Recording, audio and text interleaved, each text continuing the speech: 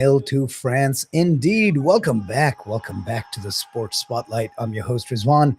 With me on the airwaves of Radio Azad, I've got my good buddy and a wonderful, wonderful, not just cricket, because we are going to be transitioning, but a basketball mind as well. Manny from Kansas City. Welcome back, man. How are you?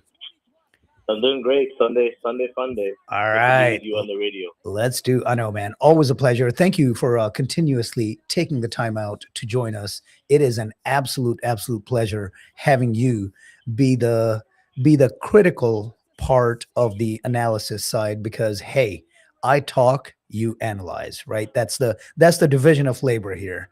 We love sports and we love talking about it, so I love it. Absolutely. All right. So it's what's that saying in Urdu? मुकाबला sorry वक्त कम है और मुकाबला सख्त है, right? So we're getting into rapid fire. We got about 22 minutes in this segment to finish up Okay. a lot of stuff. So let's talk about the top moments of the tournament. For me, the top moment of the tournament was what Cabo Verde did. Like it wasn't quite a moment. It was an extended moment. The Yeah. run that they made, getting to the knockout stage, that really that was a huge thing in this World Cup. What was a top moment for you, or a top Man, the production? defining moment for me for this World Cup was the goal for Egypt that got taken away. Was the Mm, goal of the tournament, in my view, against Argentina. Started way back on Argentina's end of the field near their goal. yep, And the guys, they pass and dribble all the way, an amazing goal, and then they get called back for just a craziest call. a silly, That's the unrelated, one I yeah, can't forget. yep. So that's an unfortunate thing, right? Because in an overall exciting World Cup with so many great timelines, Mhm. with storylines, with so much Yeah, happening, unfortunately, that's the defining moment for for you. a lot And of us. yeah, I mean, yeah, not yeah, just me. That's a lot of people, not just Egyptian fans. That was yep, like, what? You know what I mean? It's yeah. all we talked about for 2 days I as know. as sports. I mean, everywhere I was watching, everywhere I went, I brought it up, and people agreed with me. Americans who don't normally watch soccer, they're like, "Oh yeah, Egypt should have won that one." Like, okay, Yeah, you agree as well. yep. No, absolutely. All right. Biggest surprises for you? Was it Morocco? Was it the U.S. team?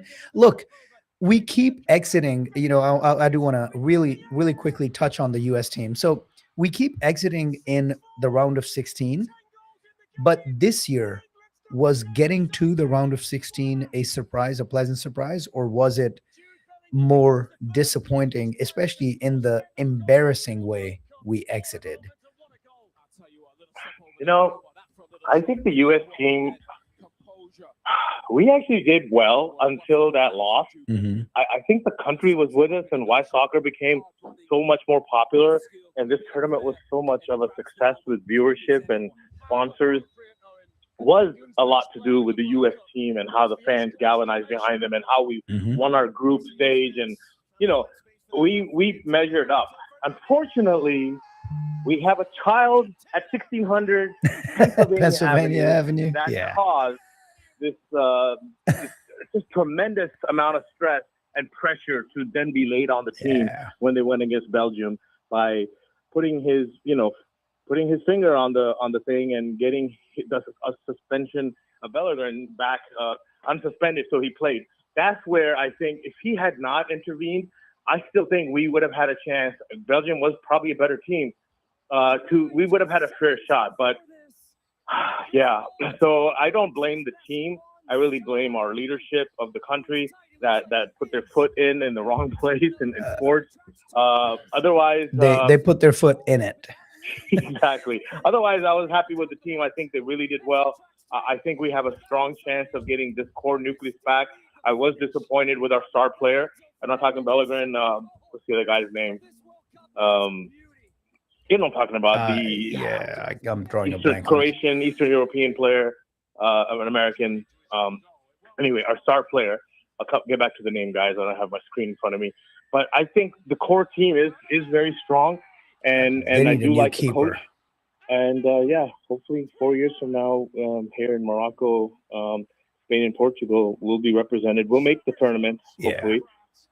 We need a Yeah, that was disappointing. we need to fix something on the keeper side. I mean that That showing was, against oh my God, Belgium. that was horrendous. You Yeah. never see that. What is he doing? I don't know what Yeah, happened. Definitely need a new keeper for sure. Yeah.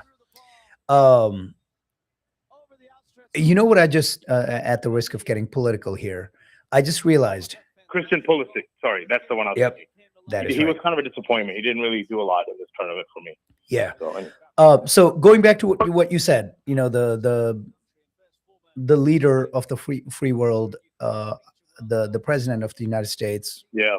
putting his foot in it and really causing undue stress and pressure on the team, and Absolutely. giving extra motivation to the opposition, right? None of that was Right. necessary, and that made me this was not prepared. This happened about 3 minutes ago as you were talking about that.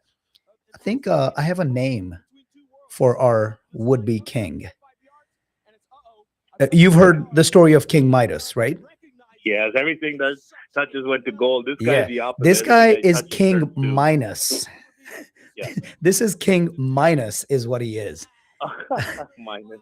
King, not Midas, Minus. And for two reasons. Not only does he take away from whatever he touches turns to manure. So he's King Minus. He's King Minus on two fronts. That's funny. It's true, actually. It's very true. Everything he has touched, from the reflecting pool to the White House to FIFA, to the country, man, to our booming economy. Like what's Right. happened, everything. the war that was unnecessary. Anyway, Oh my God, yeah, bro! Don't King even get me Minus. started. We We need should have to- a political show as well Yeah. on a different segment. Yeah. Hey, we need to start. I need to talk to Mr. Azad on that. Yes. I yeah, would love we'll do that. Hey, we need to start get this trending. King Minus. Yeah. Minus. Okay. King Minus. But let's get back to the other stuff. What was your biggest disappointment besides the referees and the officials taking a victory, a deserved victory from Egypt away? Outside of that, from a team perspective, who was disappointing? Brazil, England, Portugal? Who was more disappointing? I mean, it's always Brazil, man. The world expects a lot out of Brazil every year. You know, even a casual football fan, they're likely to be a Brazil fan because Brazil is definitely the expected finalist every year. And when they don't even get to, quarterfinals or even 16, round of 16, then that's huge. I think the England teams, the Three Lions, I mean, they got the fans. Harry Kane, Jude. I mean, that team is definitely fell short, but their fans had something, right, to fall back on. They were there till the very end. Yeah. They got to the third place game. So I don't think they can be counted as a big disappointment. Sorry, go ahead. I was going to say, and showed up in that third place game. I mean, For what sure. they did to France in that game, 10 Yeah. goals, 6 goals scored on France, 10 total goals in the match. I mean, it was phenomenal. Like Right. they could have laid down, they could have been disappointed. They could have said, we didn't get to the finals, but boy, they Mhm. came to play. They did. And Portugal, definitely, it's disappointment because everyone expected Ronaldo to at least, I mean, this was the best team that he had been a part of outside of Ronaldo. I mean, there's a lot of fantastic players. Just ran into the eventual champs, man. Just ran into a buzzsaw, I think. Right. So that was a huge disappointment, but definitely I think Brazil would have to be the biggest one for me personally. All right. Is there any debate in this one? Best player of the tournament. It's Mbappe, and it's Mbappe and everybody else, right? Yeah, absolutely. I think so. I think there is a debate because there's a lot of Messi fanboys that will say, no, it's Messi. And he is probably a close second, or even third. I would put Haaland second. I mean, he was just phenomenal too. But yeah, it's I think Mbappe for sure. And definitely he's already got the most goals of World Cup. Yes, of all. he's only So going to build on that record. record. Again, he's going to be the one to beat in World Cups to come. Yeah, I think from a prolificness perspective, He's Mbappe. Is he in his 30s or is he 29? Yeah, he's not even 30 yet. Whew. Boy, if he can get 2 more World Cups, which he should be able to, he's He's 27. Oh my gosh. 27. Yeah, and he doesn't turn 28 till December. Oh my goodness. Yeah. So I mean, we're talking about he's going to be 31 years old at the next World Cup. Still in his prime, man. He's going to be just in his prime, yeah, big time. 34, 35. And so he could set. Now, I know we talk about this and times are changing, sports medicine is changing, training's changing, and thus the longevity of the player, of the athlete is actually changing. So maybe 20 years from now, we're talking about Mbappe being the 20th leading scorer in the history of the World Cup. Who knows? I don't know. That would be hard, but- man. He'd still be in the top 10. Right? But yeah, But you never know. it seems With all the Yamal coming up and so on. Yeah, Yeah, there's a lot of talent. it seems hyperbolic to say something like this, but boy, oh boy, he gets 2 World Cups under his belt. He might set a record that will be hard to beat. Absolutely. Considering what we know today. But yeah, as I said, Yeah. in 20 years, who knows if we're talking about 45-year-olds regularly playing in soccer by that time, who knows? But but hey, if that happens, it's probably going to help him as well. Like, I mean, he might get 3 or 4 World Cups under his belt instead of just 2 more. So we'll see. Absolutely. All right. What, in your estimation, is the impact of this World Cup on the United States? Do you think this was a flash in the pan, or do you think this is sustained support for the sport that we've been hearing about? Forget about yearning for. We've been hearing about this all of our lives, right? Going back into the 90s, they've talked about, whoa, we don't know why soccer isn't more popular. It should be popular. It's a great sport, right? And it's going to become popular. It's been 30 years we've been hearing it. It hadn't really gotten more popular, but it sure did over the last 2 or 3 months. Was this a flash in the pan, or is this going to be sustained? I don't know. I hope it's going to be sustained. You're absolutely right. We've been hearing about it for 30 years. One thing I will say is, even if it is sustained, I don't see soccer surpassing basketball and American football. It may become the 3rd most popular sport, in viewership and everything else. Maybe baseball will fall to 4th. But I don't see it surpassing those 2. But there is still plenty of room in this huge economy and third, the 3rd most populous nation in the world, 3rd or 4th. I mean, there's a huge market for soccer, especially with all the immigrant families from Europe and South America and Asia that are here. And I definitely think this particular tournament, the fact that we hosted, we are now in the social media age. Back when we first had it, there wasn't quite a lot of internet and social media back then, right? You couldn't have these clips of these boneheaded plays by the goalie to amazing, scores by some of the players on repeat. So I think social media is going to help any subject be getting more eyeballs. And in that case, soccer is going to grow with this younger fan base. Talk to your daughter about it too. I'm sure it's very popular with her and her fans. So yeah, I think this particular go around, even though it was disappointing, we felt to Belgium, there is a lot of interest amongst the young folks and has been growing over the years. And yeah, with teams like Miami having Messi play and David Beckham invested in it, and more players from MLS coming over to our professional league, that's also going to help us too, because it's very important, as you know, for any talent for your national team to come up through the ranks of your farm system, which is what MLS is. So we're definitely going to get better. We're going to get better for sure. And we're a very competitive country. So you better believe we didn't like going out like we did. Yeah. And so we'll be back. All right. Awesome. Well, great moment to actually pivot away. And this is going to be music to your ears, Munzer, as I move the spotlight.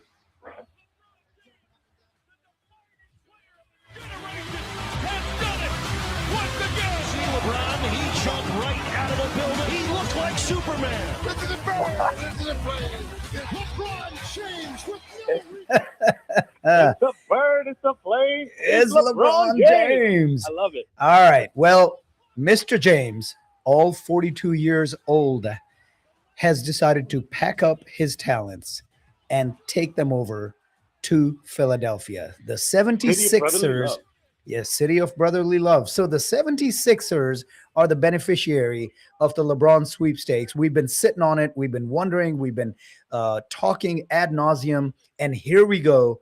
He decides to take, for all intents and purposes, I think the Lakers, they weren't going to pay him $50 million, but I Yeah, think but- the Lakers were going to pay him probably 25 to 30 million to stay.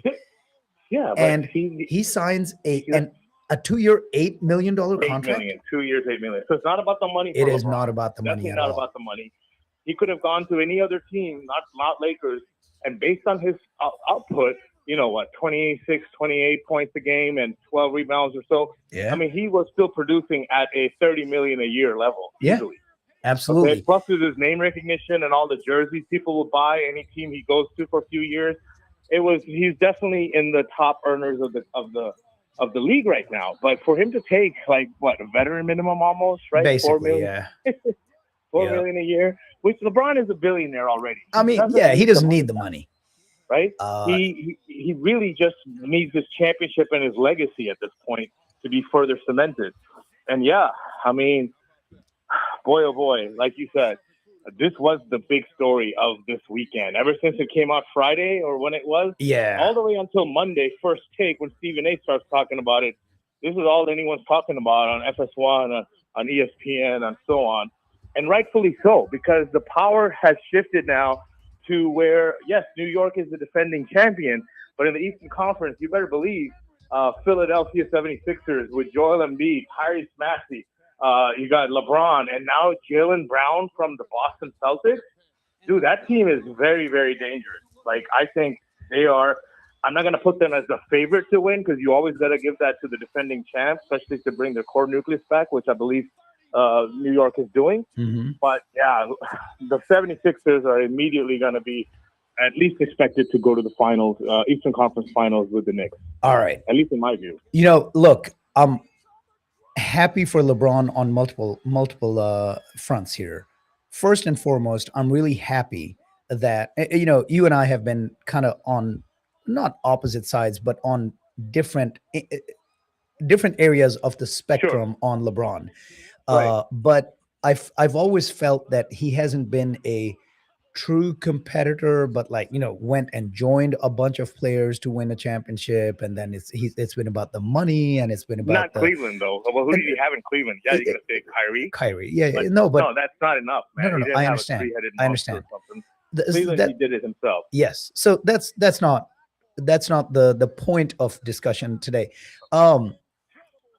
He has done absolutely the right thing here, right? Mhm. He's a veteran. He's absolutely in the conversation for the GOAT. He is hands Wait, he down. And you said that. You're the Michael Jordan bottle carrier. You just said that. in, Oh, my gosh. in the Okay. conversation. Okay. in Oh, the conversation. So All right. Absolutely. What if he wins 2 more? yeah. Five We'll Jordan. we'll get to that. So what I'm Okay. saying is he is a all-time great. He's definitely in the on the last legs, right? He's got 2, maybe 3. He might play another year beyond this at the way he's going, but this might be his last 2 years. So absolutely doing the right thing. Join a team that has a solid chance of winning. Now, there was some talk that there was a possibility for him to join the Knicks. And at $4 million a year, I think the Knicks would have jumped at it. So it's a little surprising. But hey, But maybe then he's he would have thinking, really been, hey, you're just joining a champion. You're Yes. just joining a ready-made team. I think that No? made a difference Yeah. because of all the backlash. Right. Look, these athletes are very are hyper aware of the social media presence and everything that goes on. So I'm sure he actually remembers the backlash that Kevin Durant got for joining Right. the Golden State Warriors coming off of that championship. And they'd actually just beaten him in the playoffs, and then he joins them. So yeah, I think that probably played a role. And I'll come back to the Philly 76ers in a second, but LeBron absolutely doing the right thing, right? Taking less money, joining a team where he thinks he has the best opportunity to win a And he's championship. friendly with a few of their star players. yeah, Like, absolutely. He's really good friends with them. Maxey and Yep. Embiid. and That Embiid. really helps as well. And I mean, look, that core. So here's let's go ahead. Kudos to LeBron. I think it's gonna be must see TV. I'm gonna be watching it. I'm gonna be following the 76ers when the season starts. But this is the 76ers after 15 years of trying to follow the process. And look, they still have Embiid, they still have Maxey that came out of the process. They also have many players who did not work out coming out of the process. And they've added stars before. But this year, in this offseason, I think the Sixers have finally decided they're not scrapping the process. I think what they're saying is the process has helped us as much as it could, but we need to infuse talent. And they did that with Jaylen Brown, and they did that with LeBron James. And boy, a starting 4 out of 5 of a Joel Embiid, if he can stay healthy, and that's a big if, Jaylen Brown, Tyrese Maxey, EJ Edgecombe, and LeBron. Edgecombe is their worst starter. Right. That's All-Star recently? Yes. That's what it comes down to. Edgecombe is their worst starter. So, yes, no disrespect to the Knicks. If LeBron can come back at 42 and a half or 43, whatever his age will be, if he can come back and he can be the same player that he was last year, 25 a game, right? 5 and 5 assists and rebounds.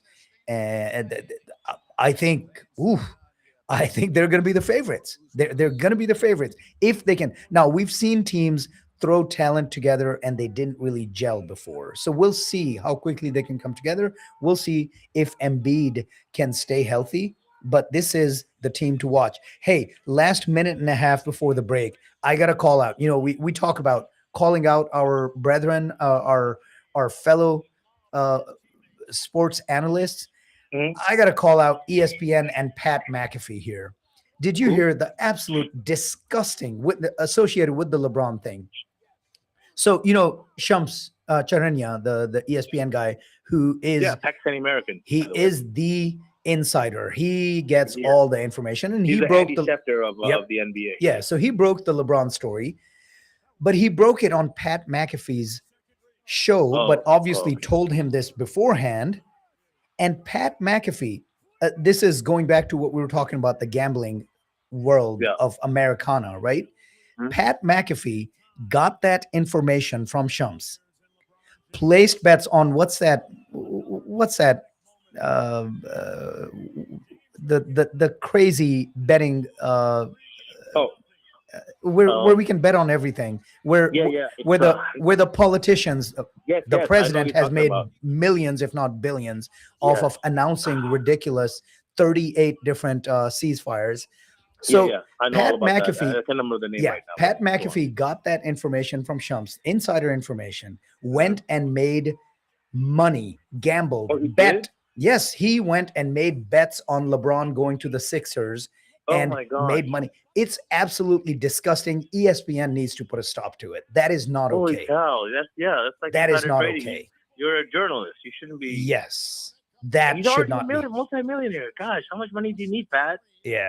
I mean, it's disgusting. Something needs to be done. We need to put a stop to that because, again, this is going to take away from the integrity of the sport reporting, the sport analysis industry. So, Pat, stop it. Shams, if he's doing that to make a few bucks, a few $1,000, a few tens of thousands of bucks, hundreds of thousands of bucks, whatever he's doing, Shams, you owe it to your industry to stop giving him information if he's not gonna have the integrity of not using that to enrich himself. All right, with that, we have gotten to the last break. Manny, pleasure, man. Hey, congratulations. I know you're gonna become a Sixers fan. Have you bought your jersey yet? Yeah, I'm gonna do it today, man. As soon as we get off. LeBron James. Manny, a pleasure, man. Have a wonderful rest of your Sunday. Okay, thank you. You're listening to the Sports Spotlight, and here come a few words, and then we'll be right back, and we're going to swivel the spotlight over to the world of cricket. This is Rizwan. We'll be right back. This is Radio Azad, streaming in Dallas, Fort Worth, and all around the world.